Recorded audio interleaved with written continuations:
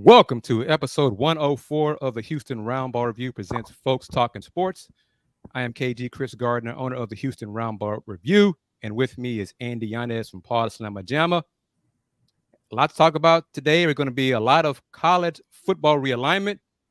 We're saying hi, and now we're going to say listen to this mellow music because the rest of the show won't be as mellow as this. Right back in a few seconds.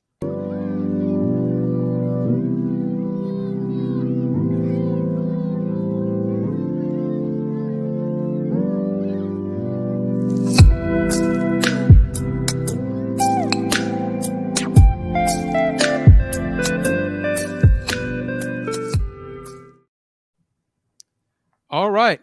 The mellow mood has been established, and now we're going to get into it. Andy Yanez, young man, how are you? I'm doing good, Chris. You can see I got a fresh cut over the weekend. I Feeling see that. good. Got your locks cropped, Mr. Yes, Willy sir, Gibson. I did. Are you ready, sir? Going to bring in Brother Gibson, Willy Gibson from Ohio. How are you, Mr. Gibson? Doing well, gentlemen. How are you? I'm doing well. Let's see. First things first for Brother Gibson. Hmm? First headliner. Bam. Yeah. Bam number one. Oregon to the Big Ten. Bam number two. UW to the Big Ten. Hmm? And of course, the ones that Andy and I care about more than Mr. Gibson in the Big Ten, the big one, the bigger one. Bam number three. Arizona State, and Utah joining the Big 12. We have one of our Queen supporters here. Going to give her a shout out. Miss Wanda Polk, a loyal supporter of the Houston Roundball Review and Pawd Slama Jama, Let's Rage Cougs. Thank you, Miss Queen, for watching the show. Mr. Gibson, your thoughts on it? The Bams 1 and 2. Oregon and UW joining the Big Ten. Expected last. Well, let me go back. How much time I got? You got as much time as you need. All right. So, because I know it's gonna be. Well, you said the Big Ten wasn't expanding, and at the time that was the case. Go back to last year and shout out to Kevin Warren, former Big Ten commissioner, because he was a visionary. He saw things that no one else saw at the time. He tried to get people to see them, but they weren't ready to see them. When UCLA and USC was added to the Big Ten last year to make it 16, he actually was looking to go to 20. He actually requested of the Big Ten presidents to add UCLA, USC, Cal, Stanford, Oregon, Washington. Right. At the time, the presidents of the Big Ten and chancellors of the Big Ten denied his request. He said no. They said no. We only want USC and UCLA. Fine. So, and at that time, there was no more talk of expansion for the last year. I mean, as recently as the third week of June, I had conversations. It was no. We're done. We're focused on integrating USC and UCLA in 2024. Mm-hmm. And there was a meeting, a Big Ten Media Day, at the NCAA offices that things changed. Word leaked that Colorado was doing some things as part of the Big 12. And that started the ball rolling. And that's kind of how this happened so quick, because all the background work was done on Oregon and Washington last year. Right. So this wasn't a... Pause real quick there, Brother Gibson. Yep. I want folks who are watching us on the platforms, YouTube and for now X, that the media day you're referring to is the Big Ten football media day. Thank you. Okay, because I want the audience and newcomers to know that we do football discussions here as well. So that's one. Be clear about that. You attended the Big Ten football media day. Yes. I attended the Big 12 football media day. So welcome to those who are new to Folks Talkin Sports, because we do talk sports here and not just hoops. You got it again, my man. Thank you. Yes, at the Big Ten media days, football media days, there was conversation. Actually, Gene Smith had a meeting that was attended by Colorado AD Rick George, and he mentioned he had to leave right because things were happening. And that kind of got started the ball rolling, because Tony Petitti actually on Wednesday at the opening addressed that there's no more expansion. We're focused on UCLA, USC. So when that happened, the ball started rolling. And if you go back and look at my media feed, or my Twitter feed or X feed from last Thursday, in the middle of Big Ten Media Days, I tweeted that Oregon. You posted, sir. You posted. Yeah, that. Yeah. Did you repost, Will? Yeah, I guess. But I posted that Dan Lanning of Oregon had a contract extension. Mm-hmm. And so, if you look, why would I, in the Big Ten, in the midst of Big Ten Media Days, post about a Pac-12 coach getting a contract extension? Well, I was told that I sat through the Board of Regents meeting at the University of Oregon, and I was told at that meeting they would be discussing coming to the Big Ten. Right. They tabled it later, I found out, because Washington got cold feet at the time. Mm-hmm. Washington wanted more money. And they squawked. The offer was $30 million per year for each year of the 7-year TV deal. Washington's response was, I spend $10 million a year in travel. So the $20 million is the same I would be getting if I stayed in the Pac-12. So they wanted more money. That's why Oregon did not discuss it at that Board of Regents meeting. Long story short, the compromise was they start out at $30 million per year, and $1 million per year is added to their their share, right, for the remaining 6 years of the deal. And also, by the way, they can borrow against future earnings. Right. Negotiating. That's what it is. Negotiating. Yeah. Yes. So that got Washington on board. So that kind of got the ball when the president and chancellors met Tuesday. I believe gave Commissioner Petitti the go ahead to move forward, and that's what you got on Friday, I believe. I know the days are mixing, man. It's all been a blur. Yeah. There's no doubt. It's all been a blur. Yeah. Thank you for that summary. We're going to tie it all together, but I want to answer this question from Joe Mendez.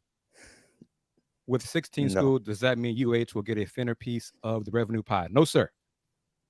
It's a pro rata clause in the media rights deal that the Big 12 has with ESPN and Fox, where everyone receives an equal. Well, everyone from the Autonomy 5 receives equal shares. So UH, the only smaller pie they'll get will be as a new member coming from the American. So these first 2 years in the Big 12, they'll get $20 million, but in the third year, they'll be getting the $32 million or whatever it might be at that point. But yes. So, Chris, just to clarify, in 2024, Colorado, Utah, Arizona State will be making more money than UH? Yes, because they were initially Autonomy 5 schools, not coming from the G5. So yes, let's be clear on that as well. So that is important, but it was also known by UH, UCF, and Cincinnati about that arrangement, that they would be getting a reduced share for the first 2 years and then a full share in year 3, which is still faster. Will, as you just referenced, Oregon and Washington won't get a full share till basically the next media rights deal for example. So that getting it in the third year as opposed to 7 years from now, 6 or 7 years, 8 years from now is a big deal. So that's great news for UCF, Cincinnati, and UH. Joe, thank you for the question. Tony M, thank you. Big Thrillo, thank you. Miss Wanda, thank you. Will, Andy, I'm going to post an article from the Oregonian, Oregon Live, from, I think, Joe Crepia, follows Oregon. This is sad. Okay, let me just preference it like this. If folks who had not heard or did not have time to follow, Arizona State President Michael Crow almost dropped the bag. I'm being nice, almost effed it up for everybody. I was trying to be nice when I dropped the bag, but okay. Yeah. Yep. And specifically, sounds like Arizona State for sure, depending on who you talk to, Arizona as well, because Some folks say they were joined at the hip, tied at the hip. They were both coming or not coming to the Big 12. Others say no, Zona was coming regardless. But Michael Crow, Thursday in State's meeting, just went on like long-winded diatribes, just clinging to this hope, belief, prayer, wishing a prayer that he was going to die on this hill with the Pac-9 at the time. Just die on the hill. We got to do this. We got to do this. We're going to stick together. Colorado's gone. They're not a big loss. We're gonna be fine. All right. Article from what is this? Friday? Like I said, what's the 5th? Saturday. it's all a blur. Right. But check this out, and I'm gonna make it big, Will. So we're gonna go away, so everybody can get a chance to read it. Okay. So let me make it larger. Look at this. Look at this. Friday morning at 7 a.m., another call meeting of the Pac-12 presidents, and some schools didn't show up. Crow told reporters in Tempe on Saturday. So you might know that then, therefore, the conference was no longer viable. Once Oregon and Washington decided to go to the Big Ten, the Pac-12 conference was no longer viable. You can't be in a non-viable position for more than a few hours in our minds. We resolved that. You have 2 teams not present and no media contract. You've got to act. And let me stop right there.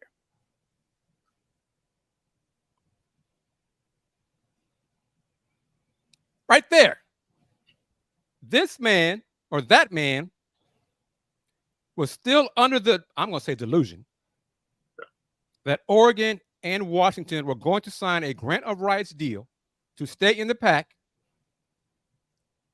despite it being a sinking ship, taking on water that everybody else saw, except him. So he seemed shocked and stunned when Oregon and UW did not attend the meeting. Okay, well, your thoughts on that right there. Will, what from your perspective, right there? He didn't want to believe it. He was in denial. Yes. Period. There's no other way to describe And that. he was the key Pac-12 president, clinging to Larry Scott for so long as previous commissioner of the Pac-12. Michael Crow, for the longest, drank all of Larry Scott's Kool-Aid. Drank it all and then asked for more. More and more and more. Even though those around him could see Rome burning. Rome burning, crumbling around him. Yeah. New commissioner comes in.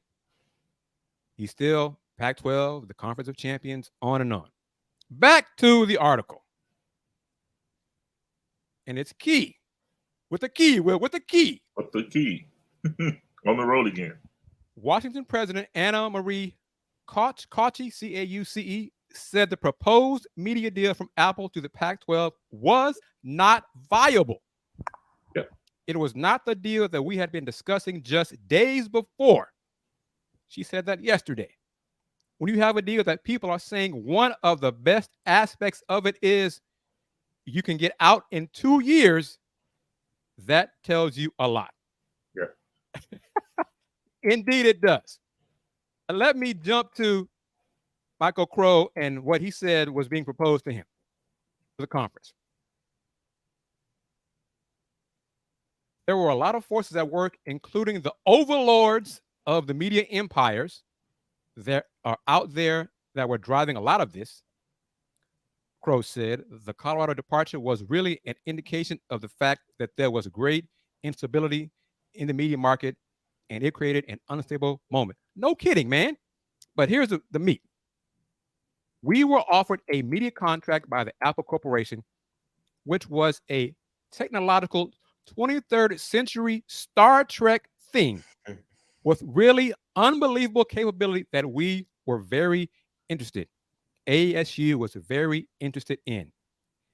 Digitization of all ASU football games, all men's basketball games, and all women's basketball games instantly and available anywhere in the world at the touch of a button from any device anywhere. Digitally, then manipulable by the watcher both during the game, in between games, in between multiple games at the same time, as well as usable by athletes for recruitment and so forth, and so on after the games as an archive of things. We thought there was some risk, but huge opportunity. Several other schools were committed to that, but it created a destabilizing moment of traditional versus this modern thing. Thoughts on that? Andy? Youngster, go ahead. Yeah, Andy, you're the generation of this. What are your thoughts when you saw that? Arizona State, the stalwarts, trying to fight till the clock struck midnight, fighting for the Pac-12. They were the one school that was still true, holding on to its roots. It's a lot. To me, it comes across as a lot of baloney. And you look at the Apple Corporation deal, a lot of the Star Trek. It's futuristic. It's 23rd century. Let's be honest. There's a reason why it fell apart. And the reason it fell apart is because Washington and Oregon did not buy that. And they didn't see we're going, and it's where the future is going. And look at some of the professional leagues that have deals with Apple, MLS in particular. They made a big move when Miami landed Lionel Messi to play in the MLS. Mm-hmm. So to get him to be a part of the league, they were able to structure his contract where he got a portion of the Apple TV revenue. Right. That's a big reason why he's here. I'm not sure what the impact he's had on the Apple TV subscription since he joined Miami. But let's be honest. Chris, I'll ask you. If the Pac-12 made that deal with Apple, would you sign up for Apple TV? There's no Messi in in the Pac-4 now. There's no Messi in the Pac-X. No. Will, would you sign up for the Apple TV? Absolutely not. No. So outside of the diehard supporters of the program, alumni of the individual schools, you're not going to convince John Smith living in the East Coast, John Smith living in the Midwest, John Smith living here in Texas, in the South, wherever you're located, to sign up for the Apple subscription service. And I believe the magic number in one of the articles, I think this was the article in The Athletic that mentioned it, if they got to 1 million subscribers, their media deal went up to around the Pac-12, the Big 12's 32 million per school, I believe. Mm-hmm. Yeah, I believe it was in The Athletic. I think that's right. Yeah. Might be a little bit more than that, but yeah. If they got up to 5 million, apparently they could compete with the Big Ten and the SEC's media deals. The big question was, no one believed that they could achieve those millions of subscriptions. Right. So at the end of the day, what the Apple TV, the Apple Corporation deal was, it was a big dream. It was honestly, it would have been a Hail Mary, the last ditch attempt to save the conference. And Oregon and Washington didn't want to be a part of it. They chose stability. Colorado made the first move. They chose stability and the known over the unknown. And that's why the Pac-12 fell apart. Well said, Andy. And Will, get your thoughts on this. Hmm? But the details that came out finally, officially, publicly, we knew some of this stuff months ago, that the deal was not going to be $50 million per, like George Kliavkoff said, what in December, January, something like that. He said that it was going to be equivalent to the Big Ten, which no way in hell that was going to happen. Andrew Marchand, very well-respected media journalist at the New York Post, said February, March maybe of this year, that the Pac-12 at that time and ESPN, Fox, the media partners, corporations, were $200 million apart per year in negotiations. That never changed. Then Andrew Marchand and others, John Oran is his podcast partner, he's at Sports Business Journal, also said that any deal that they do get will be heavily streaming deal. So it was already out there. Oh, no. We got Pac-12 beat writers, diehards, loyalists. Oh, no. It's gonna just dwarf the Big 12. My folks say, well, who are the? Don't worry about that. But my people say, you got the Pac-12 president saying, in 2 weeks, y'all heard it. In the near future, that was the catchphrase right there. In the near future, we're going to get a great deal. It's going to surprise everybody about how great this deal is. In the near future, that was January. In February, still the near future. In March, we're 2 weeks away. April, in the near future. In May, 2 weeks away. Nothing changed. Nothing changed. Mm-hmm. And the folks I talked to, the higher up folks, told me a while ago Colorado was coming over because the numbers, they never got concrete numbers that were any good, that were any equivalent to what the Big 12 was providing. That didn't change.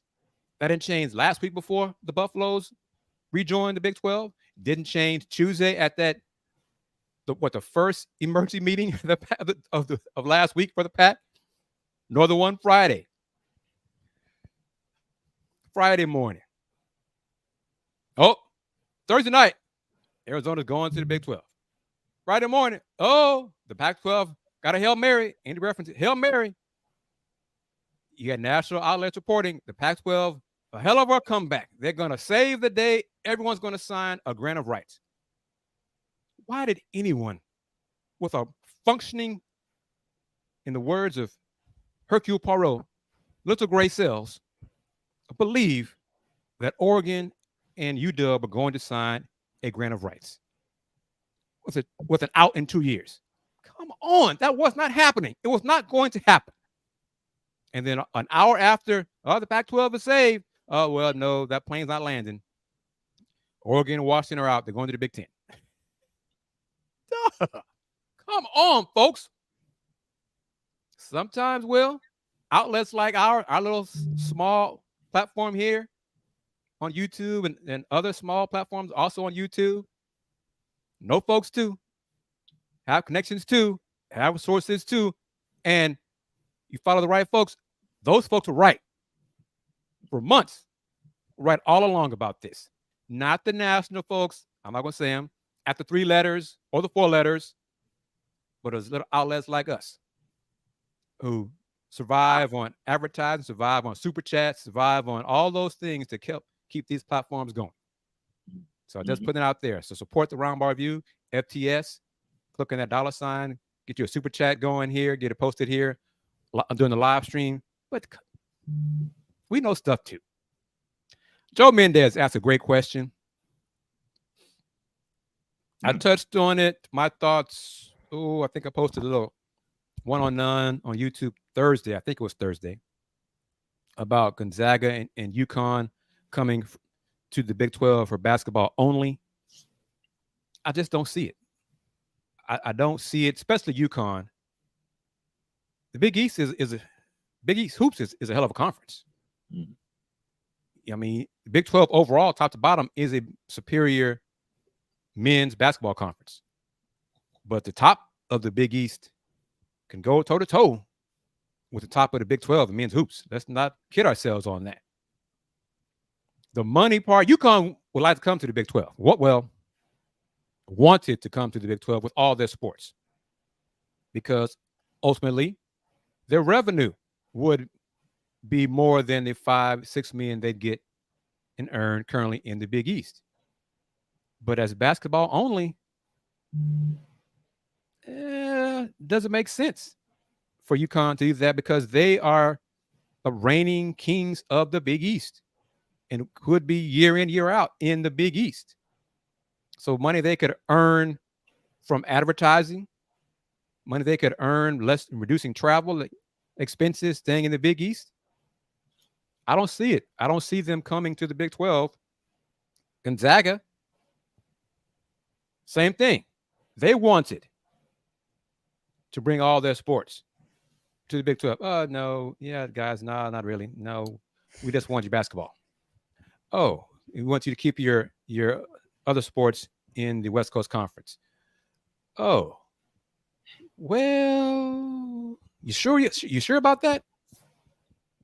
Well, and that was before Arizona State, and Utah joined the Big 12. So now, when they join, there'll be 16 members. So I do not see. I don't know. It's been kicked around Friday a little bit. I don't see UConn and Gonzaga agreeing to just come in for hoops only, and it being 18 team Big 12 for hoops. I don't see it. What do you guys think? Doesn't make sense. I agree. I don't see that happening at all. Andy? Absolutely, I agree 100%. The moves by Utah, Arizona State, it erases the need to add. Certainly, it erases the need to add any schools that are not Power 5 programs. Like there's no reason. And again, localizing it, looking at it from a Houston perspective, going back to where the conference was just 2 years ago when Texas and OU left. Houston, for the first time in decades, Chris, you can attest to this, they were saved. Yeah. They were saved that they were able to join the Big 12 conference when they did. Because if you're not a part of the quote-unquote Power 5 and Power 4. Power 4 now. Power 4. Yep. For now. There's really no chance of you, as your university, being able to be on that top 4 conference. It's the Big 10 isn't going to add anyone that's non a Power 5 school. The SEC certainly is not going to add anyone that's a non-Power 5 school. The Big 12, there's no reason for it. Now they have 16 power programs at this point, and the Atlantic Coast Conference, there's some smoke starting to come from that conference, but it doesn't make sense for them to add anyone that's not Power 5. Maybe the Pac-4 add some, but are they really going to be viewed as an autonomous 5 conference now? No, they're not. No. And the dilemma that the Pac-4 is in, anyone from a G5 conference, Mountain West, the American, have to pay exit fees to join the Pac-4, ranging from $25 to $34 million. What G5 school can afford that? And then why would that G5 school do that to go to a Pac-4 who may not maintain autonomy status going forward? Somehow they got to get to, 6 or 8? 6. To maintain a conference, maintain an A5 status. I never say never. SMU may have the money to do it, but they're just not. It doesn't make sense. It no longer makes sense for SMU to go to the Pac. And that's not even factoring the travel they would also have to do. The travel, that'll increase the travel expenses. And now, Apple doesn't have to give them. They pulled the offer. I think the deadline was Friday. They pulled the offer. So now Apple could go to the Pac-4, or if there's any discussion of a merger, which still needs to address, what about the exit fees? Apple says, well, based on what's here now, the membership that's here, yeah, we were offering $20 million to 9 members, and there's 4 of you now, 4 Autonomy 5 and 5 G5. Yeah, we can give you like $5 million per. So, and I'm just putting it out there. I don't know if that's right. It won't be 20 million. We know that for sure. It shouldn't be 10 million per. If it were, take that, run with it. Run with that, because that'd be more than what SMU is getting in the American, which is like 7 or 8 million per. And the Mountain West is like 5 or 6 million per, unless you're Boise State. So I don't know what a merger between the Pac-4 and the Mountain West. Legalese, they gotta spin it, because if they do merge, then are they looking the other way regarding exit fees, because they're not really exiting the Mountain West because it does not exist if there's a merge with Pac-4? Is that how you get around the $34 million exit fee? Mm-hmm. In a way to keep the autonomy status, because Oregon State, Washington State, Cal, and Stanford, if they go to the Mountain West, then they would lose their A5 status. Unless legally they could figure out a way to keep that. But how could they if they're going to go from an autonomy school to a G5 school? Mike Resco, sorry. It is what it is. So I'm curious how that's going to work out. We'll see. But Andy touched on it, and I want to acknowledge Keenan here. Thank you for the comments. Thank you for that. And we will discuss Cougs a little bit more. It's amazing how things have changed in 2 years, 3 years. Before 2021, before UH was accepted into the Big 12, woe is me. Life in the American, it's awful. It's not going to get better. We got to get out of this. What can we do? It's rough being the G5. Then the lifeline came. Bob Bowlesby said, hey, BYU, UCF, Cincinnati, UH, Pac-12 said no to us. We're going to try to stabilize ourselves. Come be with us. That saved a lot of folks. It saved the Big 12. It saved UH, because without the influx of revenue, the increase of revenue in a few years, UH would continue to bleed a lot of red ink, continue being subsidized by student fees. And I think Cincinnati's in that same boat. Mm-hmm. But that is going to end with the influx and increase in revenue. But some UH fans, UH alums, now are jubilant. Oh, life been a whole 35 days, 36 days, 37 days. Oh, man, we're Power 5 now. Oh, man, life is good. Sitting in the castle, life is good. Oh, man. SMU, sucks for y'all. Memphis, y'all nothing. Y'all don't mean squat. Yo, they really love that Memphis. Hell, they love it. Oh, Oregon State, y'all trash. Y'all nothing. Y'all nothing now. Whatever. Wasn't too long ago. Life in the American. Oh my gosh. Oh no. What are we gonna do? Oh my gosh. What? Oh. But I'm saying I'll speed it up.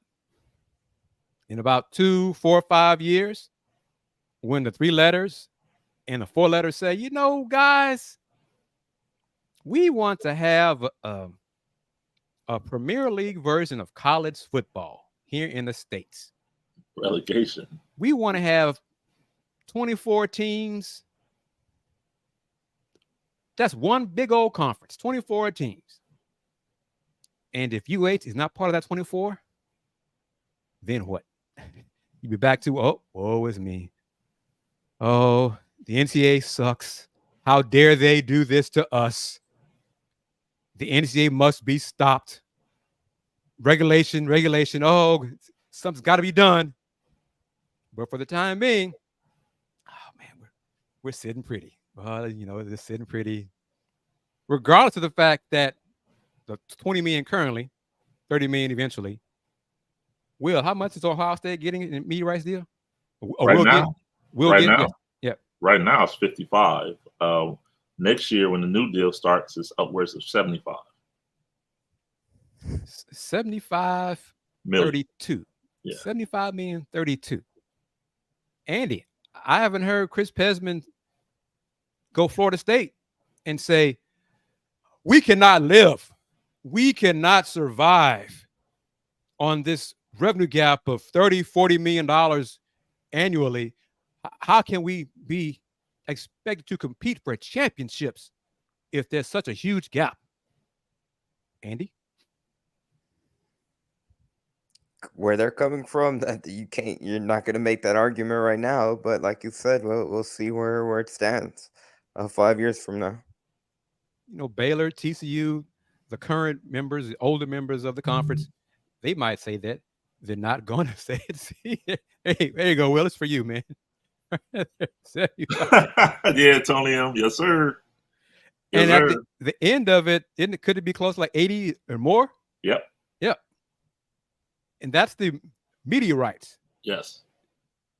So Big 12 media rights could grow, and I'm not counting CFP money, college football playoff money, the revenue shares from the NCAA tournament, not counting that. But projected could grow to about 40, 45 million per.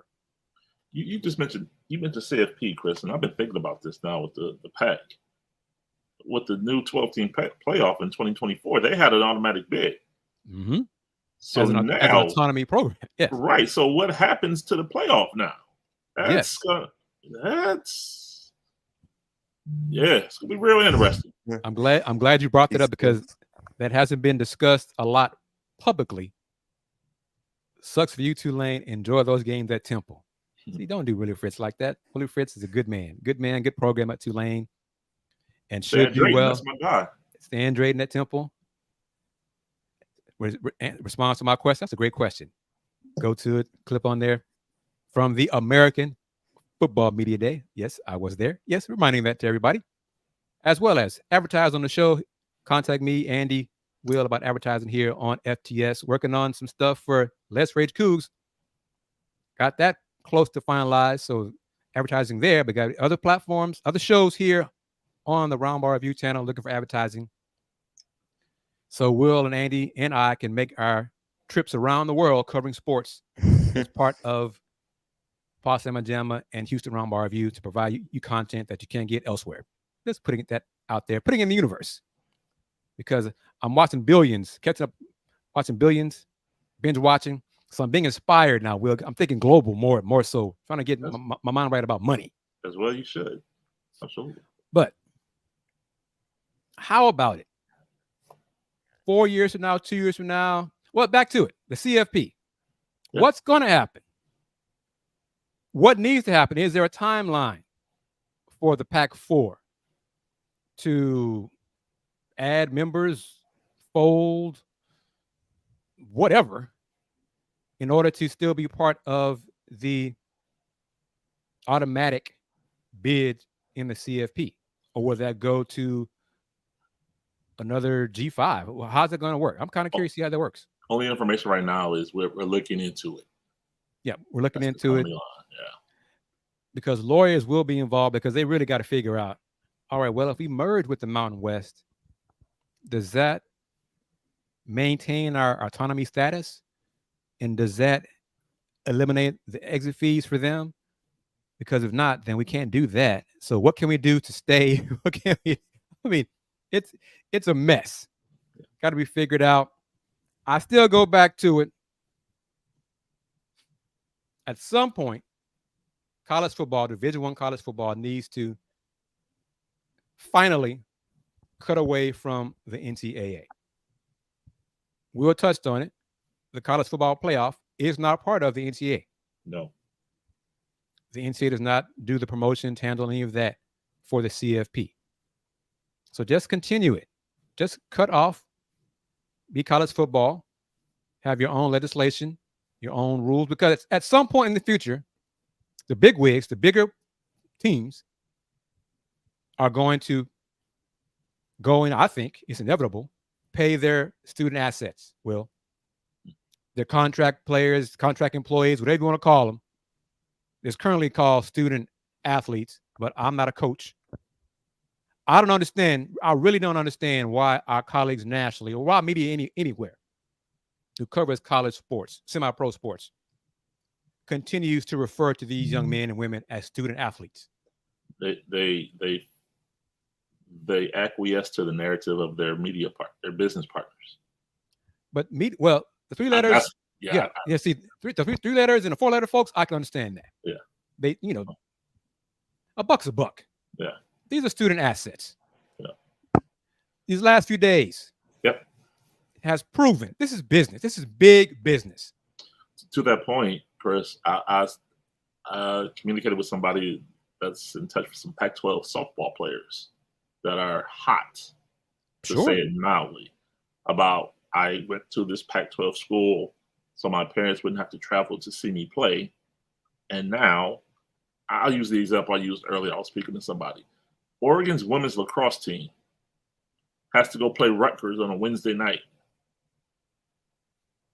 flying from Portland to Newark, New Jersey. And then say 3 of those young ladies have an 8:30 a.m. biology midterm on Thursday. What happens? They're gonna take the red eye back to Portland to be in position? What kind of condition would they be in after a cross-country overnight flight to take that 8:30 a.m. midterm? What gets me, and we're going to talk Cougs in a second, because I did a little scheduling regarding the Big 12 and 24-25 slide. I want to put that up in case folks haven't seen it in video form on YouTube yet. Yeah. To the folks, what we're going to say, Will? No, we're to that point. Last month, the Big Ten released the schedule matrix for the 24-25 season with USC and UCLA. That now has to be retooled to add Washington and Oregon. Yep. To the fans and some folks saying it'll be this, has to be this, and it's got to be agreed upon by the professors. Online class from now on has to be. But even that, you got to make sure you got good Wi-Fi. That's not a guarantee where you are in the airports or the bus back to the airport or the hotel you're staying. Let me talk from personal experience. A hotel will probably not have good Wi-Fi. All of us have had at some point. Yeah. To the folks saying, well, you shouldn't have gone to that school. You should have gone to somewhere closer. You knew, football pays the bills for athletics. Will and Andy, D-Skills, Joe, I'm going to be, to borrow the term from my man, Willy Gibson, I'm going to be petty tendergrass. Tell me, where is Ohio State's football stadium located? Where, as far as? Is it on campus? Yes. So it's still part of the university? Yes. So if Ohio State, Michigan, other bigwigs who play football on campus separate from the NCAA, is that saying they're separating from the university where they're playing the football games on campus? No. So then why would they stop sending some money to the athletic department? Because some folks seem to say, well, football goes to separate ways. They're not going to contribute to the non-Olympic sports. Why? Where are they going? Right. They're still on campus, right? They're still part of the university, right? Or are they going to become, give me a company in Columbus, Will. Give me a company. Nationwide Insurance. Are they going to become the Nationwide Buckeyes rather than the Ohio State Buckeyes and lose that branding? Are that's what they're going to start doing? No. Is the team up north going to become the team up north Wolverines rather than Michigan? No. So the money will continue going to the athletic department. It's just some folks just, oh, well, it's not my fault you don't play football. It's not my fault you don't play basketball. And some of these same folks are just blinded. Well, who was the most popular? What sport has the most popular athlete in college sports? Football. No. In terms of social media.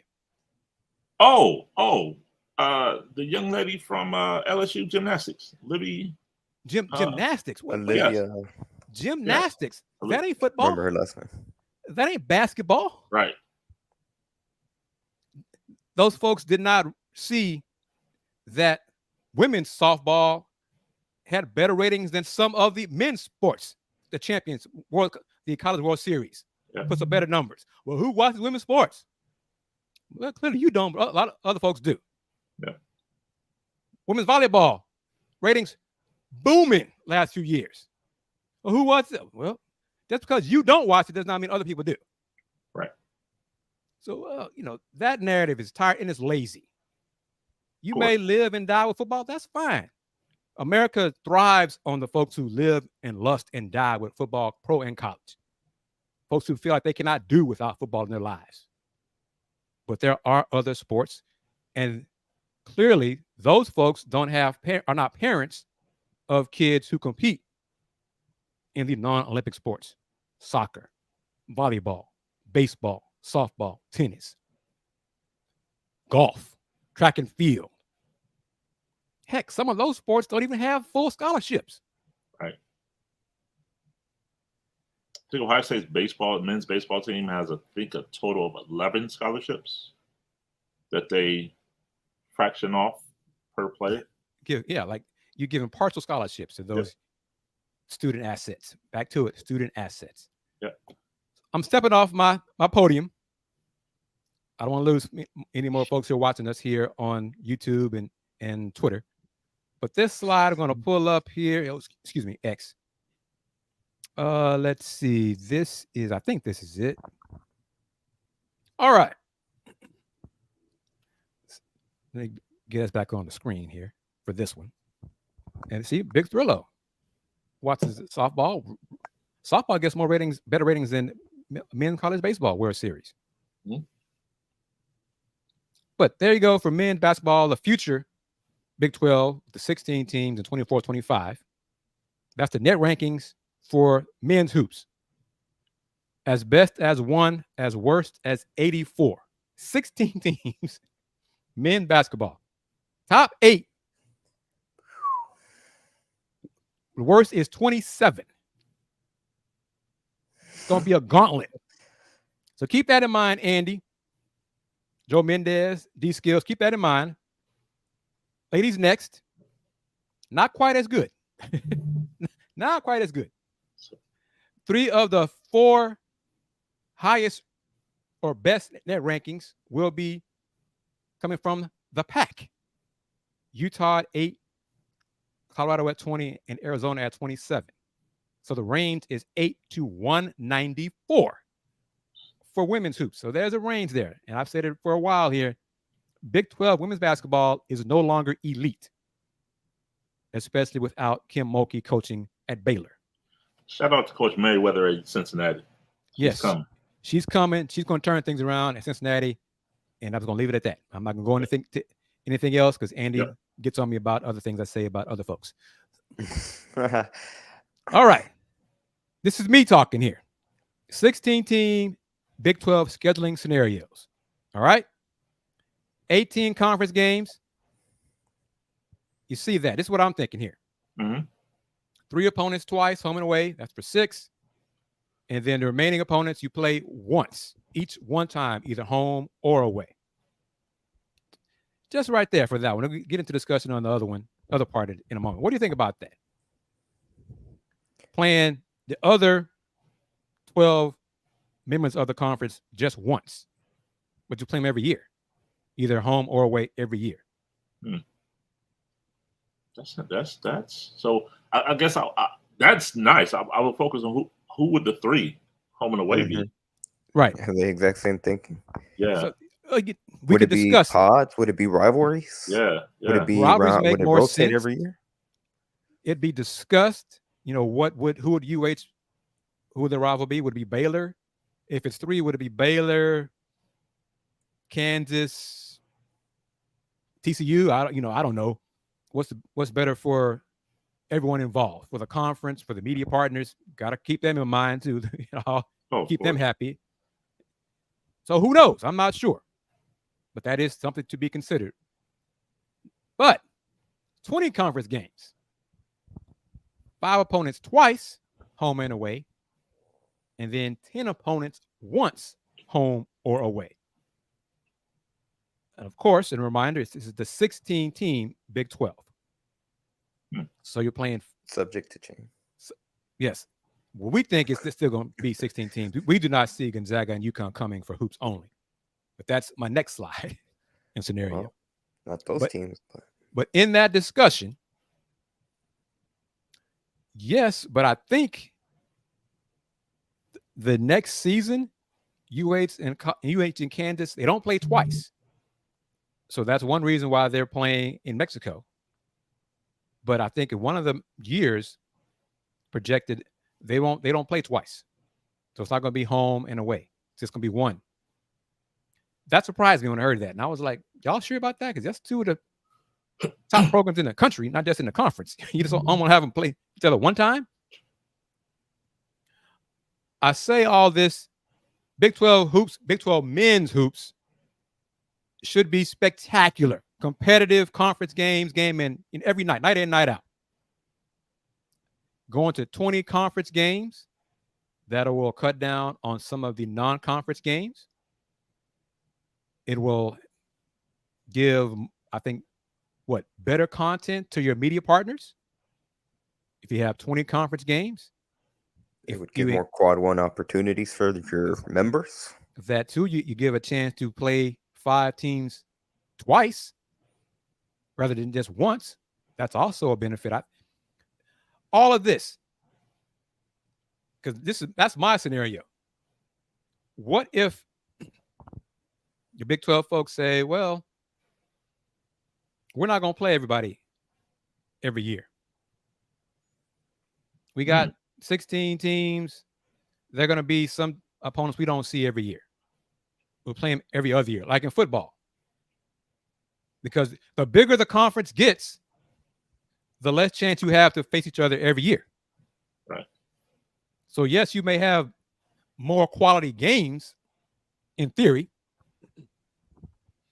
But like the SEC prior to this coming season, who was it? Give me an example. Like Georgia hadn't been to College Station like what until last season or something. They're like examples. It had been 8 years. Yeah. Or never. Ever. Yeah. Never. Yeah. So in a hoops scenario, I hope they avoid that and just try to face everyone once, whether it's on the road or at home. You rotate it out. So K-State come to UH this season. UH goes to Manhattan next season, but you at least face everyone in your conference. What do you think about that, Andy, Will, D-Skills, Big Thrillo? Maybe I should be hired for as a consultant for the conference. Cut the check, Will. Absolutely. Please believe it. Please believe it. Andy, what do you think? When you look at it from a matchup standpoint, if you're in the Big 12, you're assuming that the men's basketball is going to remain as the premier men's basketball conference. When you look at the net rankings, I think that's what makes more sense logically if you just want to make sure that equally every team gets an opportunity to host the big programs at their place and then have to go travel and go pay them a visit within the 2-year window. I do think that if you're looking at it where it's equally everyone should have an opportunity, I think what gets more tricky is when the TV networks, when the conference itself wants to make sure that the top schools each year play at least twice, because then there's more ratings, there's more from a TV perspective. Obviously, that's going to garner more eyeballs for the networks and the conference themselves. So I'm not sure which way would make more sense for the conference. I guess financially, making sure that certain schools play each other twice every year makes more sense, but that's why they don't pay me the big bucks, Chris. What do you in audience, what do y'all prefer? 18 games or 20 conference games? From an audience perspective, 18 or 20? Because I would say, Will, where's the Big Ten in that hoops? 18. I think the ACC is at 20. If they're not at 20, they have been discussing it for the ACC network for content on that network. Right. But I mean, I'm a purist. I'm a traditionalist. I would love a round robin. I know it won't happen because of the financial considerations that Andy just discussed. But I would love a round robin. Everybody, the Big 18 right now, soon to be Big 20. With that scenario, you have the 17. You play your natural rival twice, and everybody else once. So 2 20s and 1 18. Miss Wanda, why are you only 1 18? I'm kind of curious at that. So I don't know. All right, T.I. sided with Miss Wanda. Why you want to go? I really want to say 20, but I got to go with 18. Why is that? I'm curious. And let me add, one of the things Mr. John Williams mentioned in his interview with me from, was it April? That because they no longer have the SEC Big 12 basketball challenge, in order to still have quality Q1, Q2 opponents or games in non-conference, that there will be, that's discussed, not sure if it's been finalized, but I think it's being discussed to have Big 12 teams face each other at a neutral site in December. So it'd be a Q1, Q2 game, but those matchups would not count as conference games. So that is being discussed. If it's, thoughts on this, if 20 conference games cuts down on games against Eastern Wyoming State in out of conference, I'm all for it. That's who, not necessarily directional schools, but that's who would get hurt. Yep. If the power conferences, the autonomy conferences go to more conference games to appease their network partners or their media partners, it would reduce games against The check games, the mid-major, lower major games, HBCU games. Mhm. So it would have cut that down. I don't know. I hope we don't ever get to a point where non-conference ceases to exist. I don't think it. I don't think it gets to that point. In a sense of how many games would Big 12 play each other non-conference? Would it be just one at a neutral site? Would it be two? If it's two and you have 18 conference games or 20, then that's 22 games. And you only got 7 left, or however many, I'm not a fan of that for a number of reasons. Competitive balance. Number one, you're telling me it's a non-conference game, but I still played them. So now they have film. They have tendencies that when I played them in the actual conference game, that's, to me, I'm not a fan of that at all. That's the old school. Sound like a coach right there, Mr. Gibson. I mean, yeah. So T.I. doesn't like the idea of playing conference opponent like 3 times in the regular season. Let's say that, because clearly you face them twice in regular season, then face them in the conference tournament, which gets me to another point. Oh, and double buys. There we go. Big 10, Big 12, ACC. You got 16 teams in a conference, 18. We'll say 20 eventually. Let's zoom in on the Big 12. Yep. I ask you, should all 16 members reach the Big 12 tournament? That's like a week turn. That's a week-long tournament. Yeah, that's what I'm saying. So should all 16 teams get a shot at that conference tournament championship? Yeah, that's at least a 4-day tournament.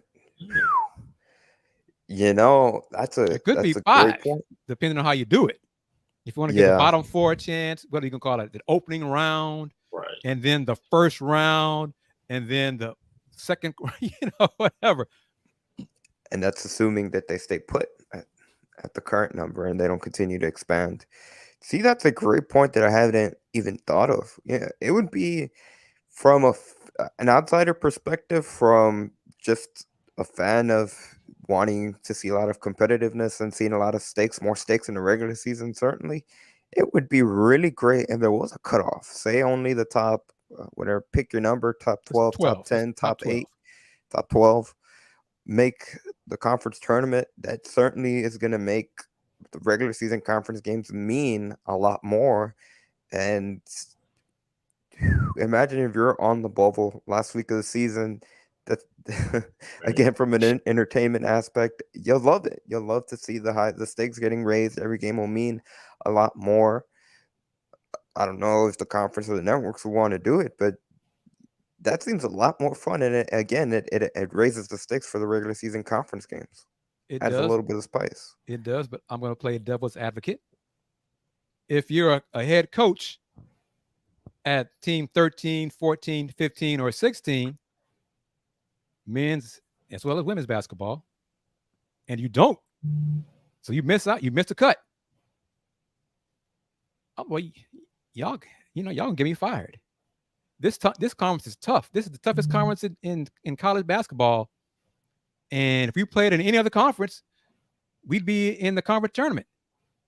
So y'all taking money out of my pocket, taking money out of little Jimmy's mouth, his food out of his mouth, because tough, we had a tough year. We started slow in conference play. We had some injuries that we didn't expect. We came on strong toward the end of the season, but we finished 13th.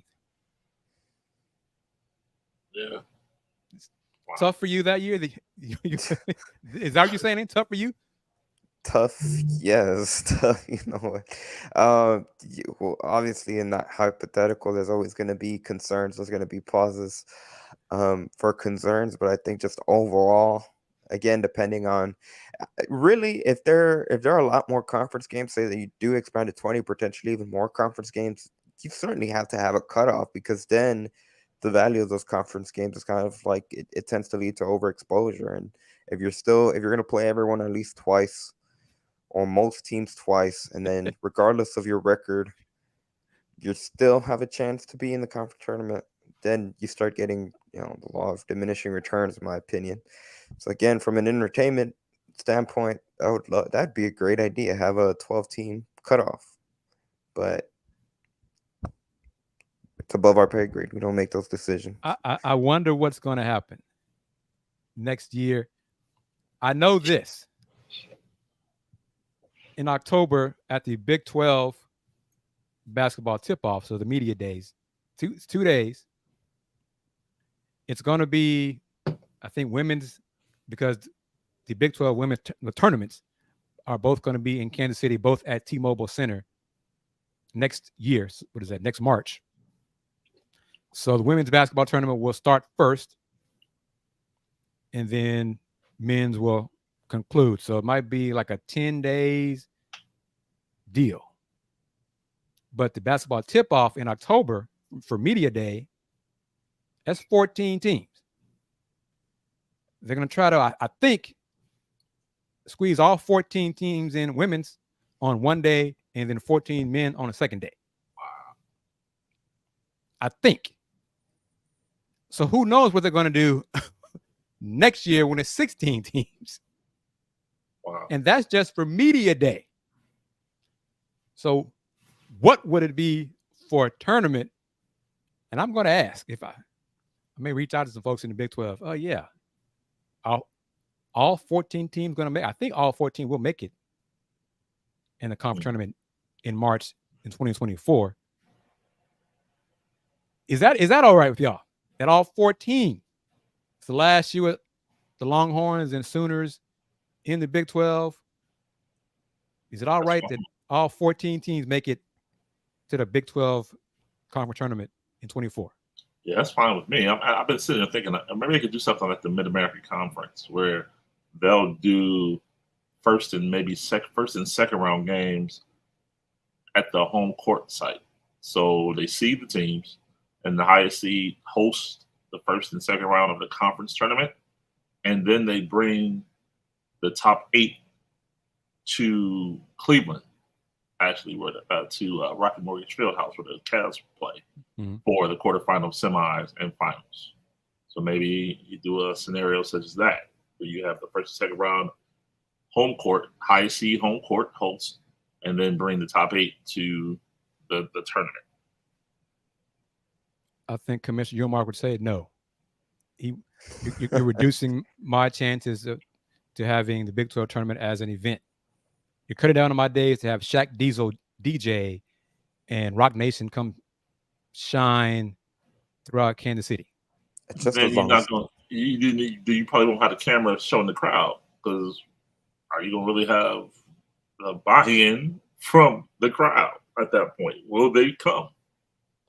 See, that's the thing. With 14 teams, if all 14, I think all 14 are going to qualify for the tournament in March, how would it be done? Would you just have the bottom 4 play the first day? I got to figure it out in my head. And so that'd be 4 winners or 2 winners. So then you'd be down to 12. And then the two teams won the first day would face off as part of the first round. You got an open round, then the first round, and then you get to 8 for the quarterfinals, then 4 for the semifinals, and then 2 for the final. It's gonna be something to see. But as long as they don't adopt the West Coast Conference model. Which is what? Isn't it where they like the lower seeds play each other and then the winner advances and then they play like it basically keeps building up until they reach like the top 4 seeds. Well, like this, I think it's so that sounds like it's similar to the Southland Conference, where maybe in another conference or two, where the top 2 seeds get a double bye or whatever bye until the semifinal. Yep.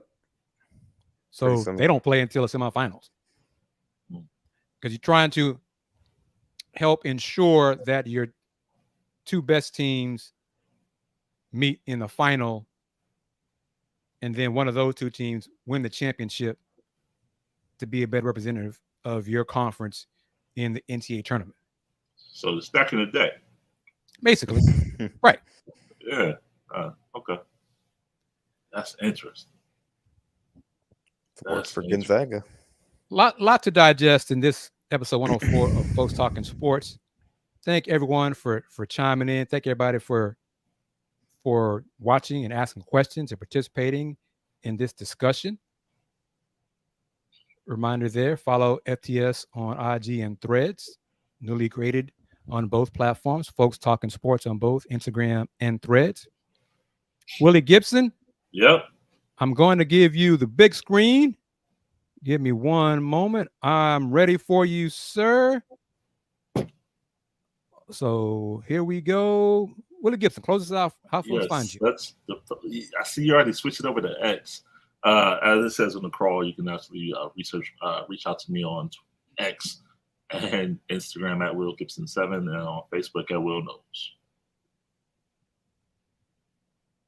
All right. Mr. Yanez? Yeah, people can follow me on X at Ayanez_5. But most importantly, Chris, like you alluded to throughout the show, it's almost Let's Rage season, as pointing it to the screen. So it is that time. If you are interested in advertising or being a part of the show, feel free to reach out at letsragecougs@gmail.com. And even if you're not, be prepared. September 2, following the Houston Cougars football team's inaugural game, their debut as a Big 12 program against UTSA will be the season debut of Let's Rage Cougs. Season 2 of Let's Rage Cougs. That's right. And I don't like doing it too much, but that's one time. Mm-hmm. I'm KG Kris Gardner of the Houston Roundball Review. Follow me there on IG, Threads, and TikTok at Houston Roundball Review. Website is HoustonRoundballReview.com. Back to everybody, if I do it right. All right. Gentlemen, thank you for your insight. Everyone, thank you for your time, your questions. Tell your friends about Folks Talking Sports. Andy and I have been added to a few lists of who should we cover, who should we follow regarding Houston athletics, Houston Cougars. Got to get them in the mix to start following Folks Talking Sports. So we're part of it. Big 12 coverage, onward and upward for Andy, Willy Gibson, and me, KG Kris Gardner, owner of the Houston Roundball Review. Gentlemen, same time next week, next Sunday? Sure. Sir. All right. Thank you, everybody. We'll see you. Andy, are you going to at some point tomorrow watch the Cougs basketball game rebroadcast versus the East All-Stars streaming on YouTube? I'll probably might watch some of it early in the morning as much as I can before I have to head out. I'll probably watch it in full over the course of the day. Because it's on YouTube, I believe 4 o'clock in the morning. Houston time. YouTube link is posted on an article on my site at HoustonRoundballReview.com as well as on UHCougars.com in the schedule section. I don't know much about the opponent. I don't believe they have a lot of great players. I know they're not as talented as the Australian national team that the Cougs will face second on their 4-game tour in Australia. And that game won't be streamed. So remember that, folks. The game against Australian national team will not be streamed. 3 of the 4 should be streamed. Game number 3, the link has not yet been finalized for it, but it is expected to be streamed also. For Willy Gibson and Yanez, I am KG Kris Gardner. Thank you, as always, for everyone taking time out of your busy days to talk with us and watch us on Houston Roundball Review on YouTube.